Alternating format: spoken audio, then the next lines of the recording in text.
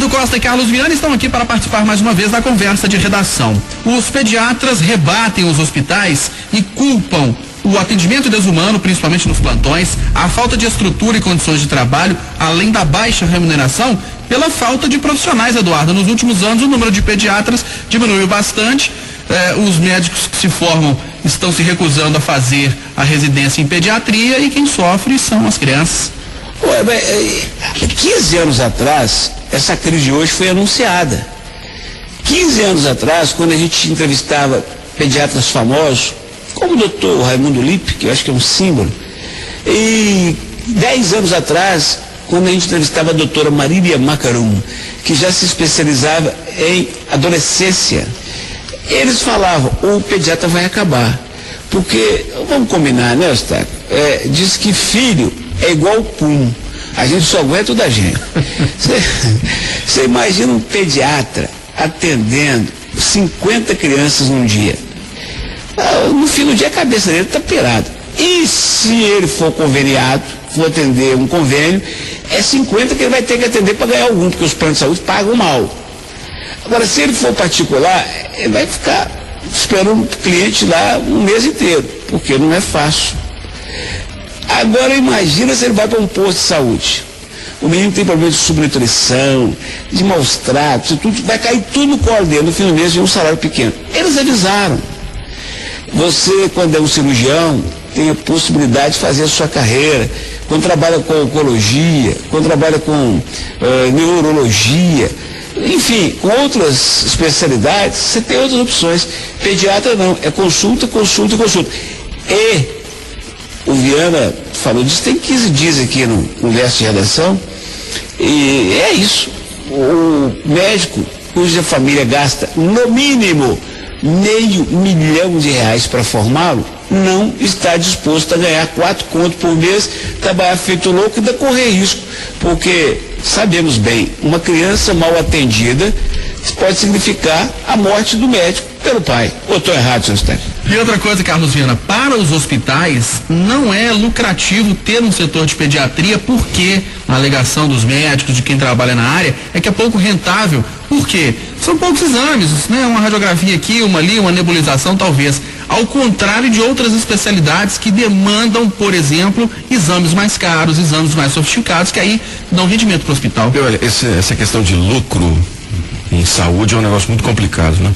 Nós não podemos falar também em prejuízo por falta de controle, mas é um dinheiro em que não pode se esperar dele nenhum tipo de resultado positivo na questão mercantil. É muito complicado você lidar com isso. E hoje, com a desestrutura do SUS, a falta de investimentos, a não verba que vem do governo federal suficiente para o tratamento, as operadoras, elas ganharam essa importância toda em nossa vida, né? Você já pensou, todo mundo que vai em um hospital particular buscasse um posto de saúde, como é que nós estaríamos nessa história? Mas, infelizmente, nós temos que conviver com o sistema. E esse sistema, ele exige o seguinte: resultados, dinheiro, lucro em cima, principalmente da mão de obra do médico. Porque quem paga o plano de saúde, você tem aí inúmeros planos de saúde que cobram muito pouco, oferecendo urgência e emergência. Mas quando a pessoa entra para um tratamento mais grave, repassa a pessoa para o SUS. É muito fácil, né? Você cobra e depois repassa a pessoa para a saúde pública quando é um tratamento mais grave. Falta mais fiscalização, falta mais atuação do governo, falta uma reestruturação do SUS melhor. E no caso dos médicos, eles têm razão. Os médicos de uns anos para cá perderam muito em questão de ganho.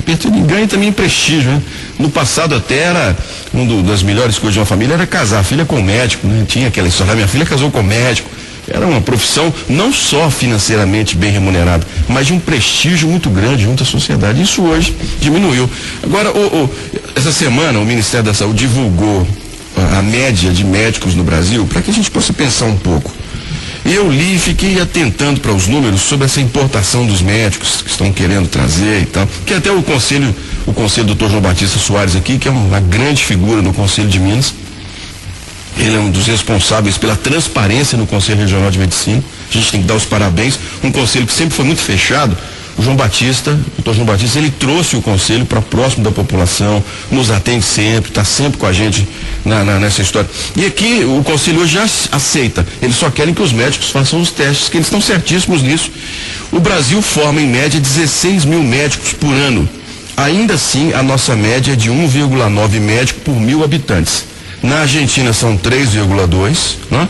4 da Espanha e 6,3 em Cuba, com relação à formação de médicos. Portanto, nós ainda estamos muito, mas muito distante da quantidade de médicos que a gente precisa para atender a população. E o Ministério da Saúde diz que hoje o déficit de médicos no Brasil é de 54 mil. 54 mil médicos faltando em todo o país, Eduardo.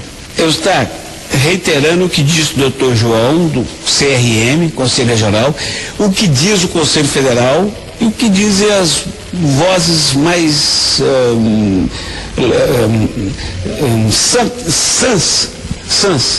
sensatas, como o secretário de Saúde de Belo Horizonte e o secretário de Saúde do Estado.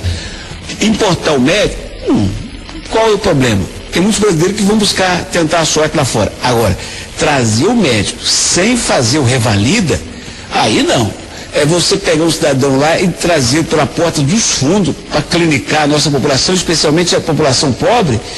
É um desrespeito aos profissionais do país e uma ameaça à saúde dos mais humildes. O revalida que é a prova que eles fazem para revalidar o seu diploma obtido no exterior aqui no Brasil. O governo... É só para você provar que sabe que pode ser médico. O governo sabe que de cada 10 médicos que tentam, 8 são reprovados por um motivo básico, o português. Eles não conseguem dominar a língua da forma culta como nós necessitamos. Daí a tendência do governo em propor essa medida sem o revalida por 3 anos, o que de fato os conselhos são corretos. Nós não podemos simplesmente pegar a pessoa e julgá-la num local. Não, ele tem que faça-se um prazo maior de adaptação à língua, crie-se um programa especial para isso. Esses médicos são bem-vindos, mas desde que eles venham atender bem, né?